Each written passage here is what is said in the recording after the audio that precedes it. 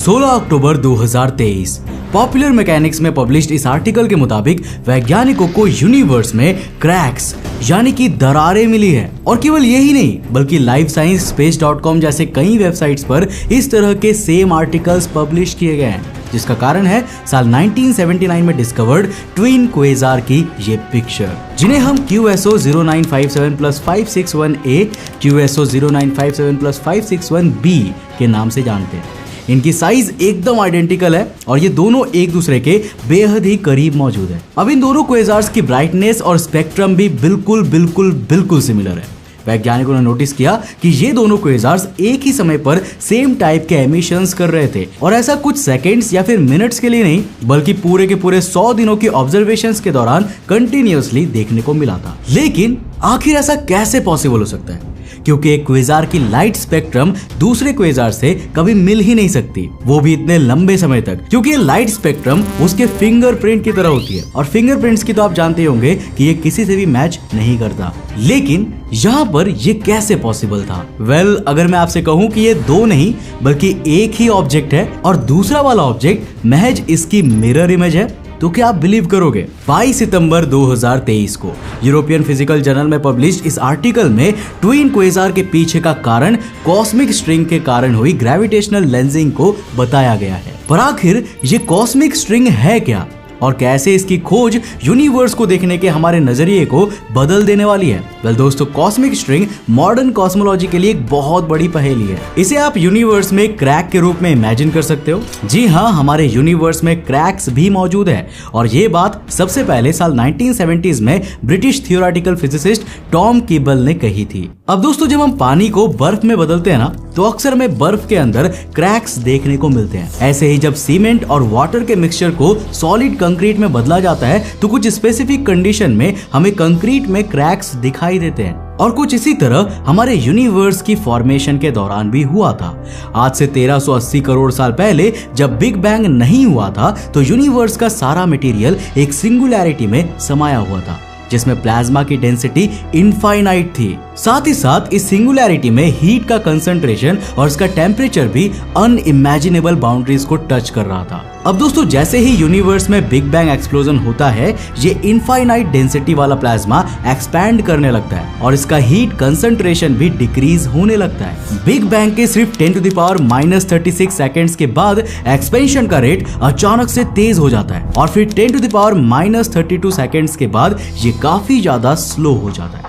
Expansion पर अचानक से लगा ब्रेक और लगातार कम होता ये हीट कंसंट्रेशन यहाँ पर एक फेज ट्रांजिशन को अंजाम देता है, और कॉस्मिक स्ट्रिंग्स भी इसी फेज ट्रांजिशन के दौरान बनी थी। अब इसे आसान भाषा में समझाऊं तो अर्ली यूनिवर्स की बदलती हुई कंडीशंस ने इसमें कुछ क्रैक्स को जन्म दिया था, ठीक वैसे ही जैसे पानी को जमाने पर बर्फ के अंदर आ जाते हैं। कॉस्मिक स्ट्रिंग्स यूनिवर्स में फैले विशालकाय धागों की तरह होते हैं, जो गैलेक्सी से भी बड़ी साइज के हो सकते हैं। ये प्योर एनर्जी के बने हुए वन डायमेंशनल स्ट्रक्चर होते हैं और इनकी थिकनेस 1 नैनोमीटर से भी कम होती है। अब साल 1989 में जब नासा का cosmic background explorer mission space में भेजा गया था और इसने CMB यानी कि कॉस्मिक माइक्रोवेव बैकग्राउंड का ऑल स्काई मैप बनाया, तो यहाँ पर CMB के फीचर्स कॉस्मिक स्ट्रिंग की एग्जिस्टेंस को डिनाई करते हुए नजर आ रहे थे। हालांकि क्वांटम फील्ड थियरी और स्ट्रिंग थियरी ये दोनों ही कॉस्मिक स्ट्रिंग की थियरी को अप्रूव करते हैं। अब दोस्तों, स्ट्रिंग थियरी के बारे में तो आप जानते ही होंगे। इस थियरी के अनुसार फिजिकल रियलिटी सब एटॉमिक पार्टिकल्स की नहीं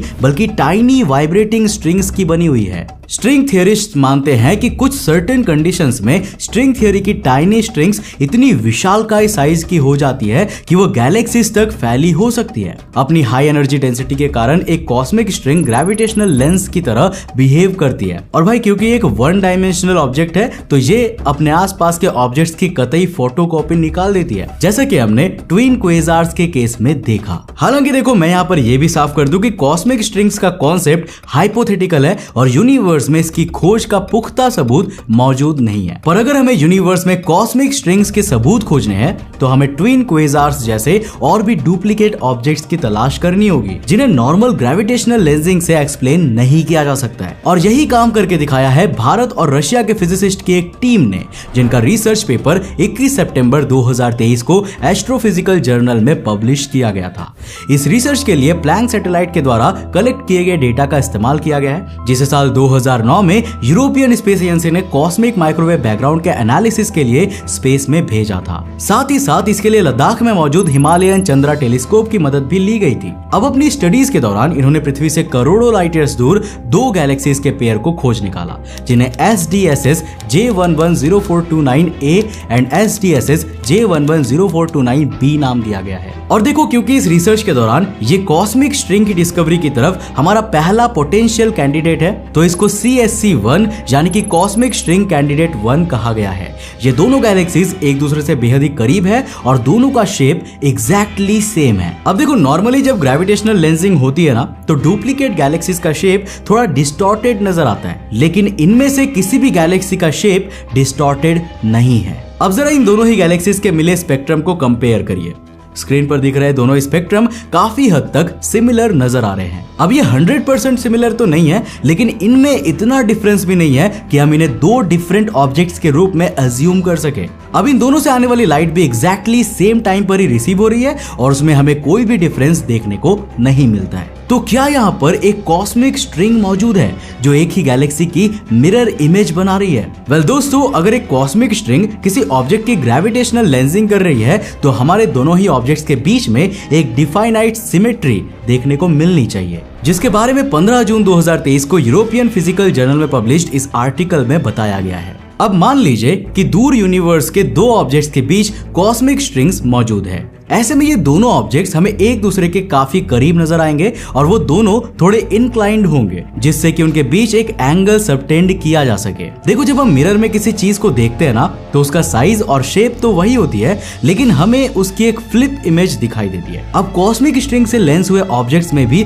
यही कैरेक्टरिस्टिक्स देखने को मिलेगा। मतलब कि भाई, यहाँ पर एक ऑब्जेक्ट अगर लेफ्ट इंक्लाइंड होगा तो दूसरा ऑब्जेक्ट राइट की ओर इंक्लाइंड होना चाहिए। हमारे रशियन और इंडियन फिजिसिस्ट की टीम ने अपने रिसर्च पेपर में जिस गैलेक्सी का रेफरेंस दिया है ना, वो इन सारी कंडीशंस को बखूबी फुलफिल करता है। तो क्या हम ये कह सकते हैं कि हम इंसान कॉस्मिक स्ट्रिंग की डिस्कवरी करने में कामयाब हुए हैं? वेल, इसका जवाब हाँ भी है और नहीं भी। एंड टू बी ऑनेस्ट, यहाँ पर नहीं का पलड़ा ज्यादा भारी है। देखो, यूनिवर्स में एक ही टाइप के लाखों करोड़ों ऑब्जेक्ट्स मिलना तो आम सी बात है, लेकिन बिल्कुल एक जैसे दिखने वाले ऑब्जेक्ट्स टेक्निकली पॉसिबल नहीं हो सकते। ऐसे में जब हम ट्विन क्वेसार्स या फिर इस रिसर्च पेपर में बताई गई ट्विन गैलेक्सीज का एग्जांपल देखते हैं ना, तो यहाँ पर फिजिसिस्ट की कोई ना कोई अद्भुत करामात तो जरूर छिपी हुई है। अब CSC-1 कॉस्मिक स्ट्रिंग के द्वारा ग्रेविटेशनल लेंसिंग के शर्तों को पूरा जरूर करता है, लेकिन यहाँ पर प्रॉब्लम तब दिखाई देती है जब हम दोनों ही रिसर्च पेपर्स के राइटर्स को कंपेयर करते हैं। देखो, इन दोनों ही रिसर्च पेपर्स के रशियन राइटर्स बिल्कुल सेम है। मतलब कि एक पेपर में थियरी भी इन्होंने ही दी है और दूसरे पेपर में अपनी ही थियरी के आधार पर ये अपने ही क्लेम्स को जस्टिफाई भी कर रहे हैं। अब देखो, मेरे कहने का मतलब ये नहीं है कि ये रिसर्च पेपर्स गलत या फिर झूठे हैं। यहाँ पर पॉइंट ये है कि ये दोनों ही रिसर्च पेपर्स अपने इनिशियल स्टेजेस पर है और इससे पहले कि साइंटिफिक कम्युनिटी इन दावों पर डीप रिसर्च नहीं कर लेती, हम इन्हें किसी भी कंक्लूजन तक नहीं पहुंचा सकते। दूसरी तरफ जरूरी नहीं है कि ये दोनों गैलेक्सीज एक ही गैलेक्सी की मिरर इमेज हो तो ये भी सकता है कि यहाँ गैलेक्सीज आपस में कोलाइड करने ही वाली हो और ये गैलेक्टिक कोलिजन का कोई रेयर फेनोमेना हो जिससे अभी तक हम अनजान हैं। अब जनरली साइंटिफिक रिसर्च पेपर्स काफी लेंदी और हाईली रिसर्च्ड होते हैं, लेकिन 21 सितंबर 2023 को पब्लिश हुआ ये वाला रिसर्च पेपर महज 6 पेजेस का है। साथ ही साथ यहाँ पर कॉस्मिक स्ट्रिंग्स के एग्जिस्टेंस को लेकर कोई ठोस सबूत भी पेश नहीं किया गया है। इन शॉर्ट, इसे हम हाइपोथेटिकल कॉस्मिक स्ट्रिंग की डिस्कवरी की तरफ एक पॉजिटिव स्टेप मान सकते हैं, लेकिन मेरे दोस्त, एक्चुअल डिस्कवरी तक का रास्ता अभी भी काफी लंबा है। लेकिन अब सवाल उठता है कि आखिर कॉस्मिक स्ट्रिंग हम इंसानों के लिए इतनी उलझी हुई पहेली क्यों है और आखिर इस पहेली को सुलझाने से हमें क्या फायदा होने वाला है? वेल दोस्तों, कॉस्मिक स्ट्रिंग की पहेली को इतना पेचीदा बनाती है इसकी साइज और थिकनेस। देखो, दूर अंतरिक्ष में जहां हमें करोड़ों किलोमीटर्स में फैले तारे नजर नहीं आते, वहां पर 1 नैनोमीटर से भी कम थिकनेस वाली कॉस्मिक स्ट्रिंग को कैसे डिटेक्ट किया जा सकता है? अब देखो, ये तो हम जान चुके हैं कि वैज्ञानिकों के अनुसार कॉस्मिक स्ट्रिंग अपने आसपास मौजूद ऑब्जेक्ट की मिरर इमेज बनाती है, लेकिन स्पेस एक्सप्लोरेशन की हमारी हिस्ट्री में हमने फिलहाल तक इतने आइडेंटिकल ऑब्जेक्ट्स को डिस्कवर ही नहीं किया है जिनको स्टडी स्टडी करके हम कॉस्मिक स्ट्रिंग की थ्योरी पर फर्दर एनालिसिस कर सके। और जो डिस्कवरीज की भी गई है उन्हें कॉस्मिक स्ट्रिंग की थ्योरी के अलावा दूसरे फिनोमेना के साथ भी जोड़कर देखा जा सकता है। पर दोस्तों, जैसा कि मैं हमेशा ही कहता हूं, ह्यूमन क्यूरियोसिटी का कोई भी अंत नहीं होता। कॉस्मिक स्ट्रिंग की हमारी ये तलाश जारी रहने वाली है। अब क्योंकि ये यूनिवर्स के असीम रहस्यों की एक अहम कड़ी साबित हो सकती है, और क्या पता इसकी मदद से हम यूनिवर्स की शुरुआत और इसकी वास्टनेस को बेहतर ढंग से समझ सके। बाकी आपको क्या लगता है, क्या कॉस्मिक स्ट्रिंग जैसा कुछ सच में एग्जिस्ट करता होगा, या ये हमेशा के लिए एक कल्पना बनकर रह जाने वाला है? नीचे कमेंट सेक्शन में अपनी राय जरूर लिखना। और दोस्तों, जाने से पहले क्या आपने हमारे व्हाट्सएप चैनल को फॉलो किया है? अगर नहीं किया है तो अभी जाकर करो, क्योंकि वहां पर आपको लेटेस्ट जानकारियां मिलती है। नीचे डिस्क्रिप्शन बॉक्स और पिन कमेंट में मैंने लिंक दिया हुआ है, जाकर हमारे व्हाट्सएप चैनल को फॉलो करो। दोस्तों, अगर आपको ये वीडियो पसंद आए तो इसे लाइक करना मत भूलना। मैं मिलता हूं आपको नेक्स्ट एपिसोड के साथ, तब तक के लिए बाय, जय हिंद।